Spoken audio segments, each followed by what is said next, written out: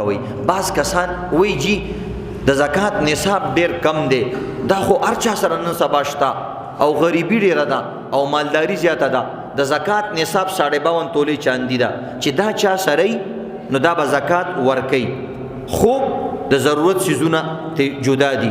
ستا د کور خرچه هغه ته وباسا, ستا د بچو د مدرسې د سکول خرچه دغه ته وباسا, ستا د کور کرایا هغه ته وباسا, ستا د خوراک سکات د یو میش خرچه غوړی چینی آټا وړو دا ټول سيزونه ته وباسا. د دې باوجود نقد چغد د سره په دې جب کې پرتی دي 80,000 یا 1,00,000 روپۍ. نو الله وي دومره خو ځان کمزورې کوم بندا, ما د ټولو سيزونه معاف کړه. د 1 کروڑ په موټر کې ګرځي, ما ویل خیر دی ستا سیل سپاټي د پاره دی زکات یې مور کوا. تا د 2 کروڑ 3 کروڑ روپو بنگله جوړ کړه, ما ویل خیر دی زما بنده دی پرې د چې دا د بچی په کې خوشالي خیر دی د کروڑ روپو کور دی زکات پکې مور کوا. تا غړې قیمتي اچولې دا او دا د پرې کې ډایمنډ لګېدلې دي, ما ویل خیر دی د شو شاده پاره دا زپدې کې زکات مور کوا.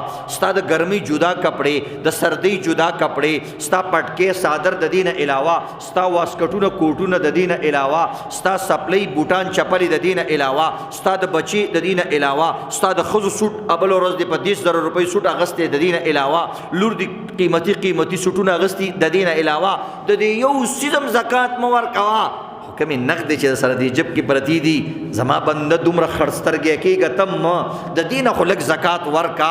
بیا زه درته دا نه وایم چې تا سره 1,00,000 روپۍ دي ټول 1,00,000 زکات کې ورکا.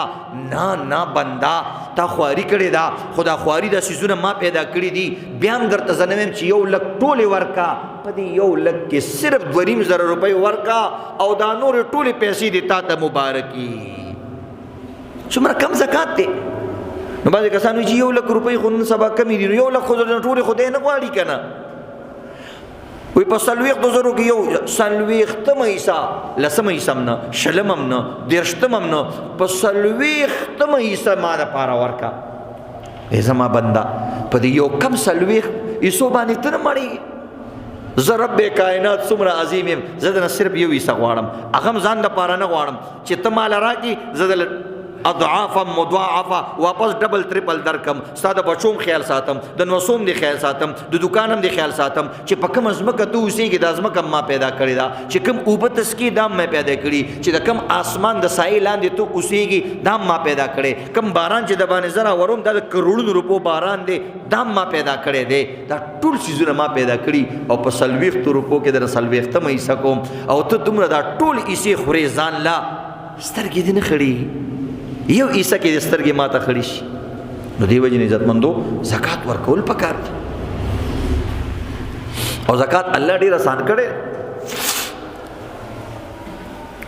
یو څو درته مسائل بیانوم بعضې زکات متعلق. نو یو دا خلک باندې کېږي دا خو ډېر کم نصاب دی, ته شکر وباسه تا سره 1,00,000 روپۍ دي. و چې 1,00,000 روپۍ خو ډېرې کمې دي, واقعي کمې دي, موږ هم وایو کمې دي, ځکه یو موټر سایکل پې کېږي هونډا 70 موټر سایکل پې کېږي. خو سوچ وکړه هغه یو سړي سره سایکل هم نشته, هغه بل سړي ته وګوره هغه سره د سایکل چلولو دپاره خپې هم نشته. تا سره خو د موټر سایکل پیسې هم شته, خپې هم شته, هغه سړي ته وګوره 1,00,000 او 1,50,000 روپۍ قرضدار دی, هغه د یو کالو شو روزانه دال ساګو سره روټۍ خوري.